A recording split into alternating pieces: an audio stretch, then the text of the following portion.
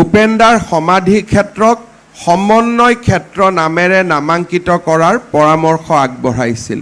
আজিৰ পৰা সমাধি ক্ষেত্ৰক আমি সমন্বয় ক্ষেত্ৰ হিচাপে আমি নামাঙ্কিত কৰিছোঁ।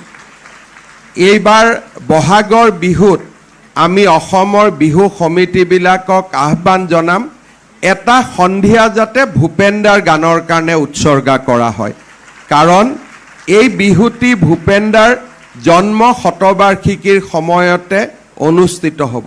সেয়েহে আমাৰ প্ৰচেষ্টা হ'ব শদিয়াৰ পৰা ধুবুৰীলৈ প্ৰত্যেকখন বিহু কমিটিয়ে অন্তত এটা সন্ধিয়া ভূপেনদাৰ গান, ভূপেনদাৰ গানৰ শিক্ষা, ভূপেনদাৰ গানৰ পৰিকল্পনা বিভিন্ন ধৰণে আমি ভূপেনদাক স্মৰণ কৰিব পাৰিম।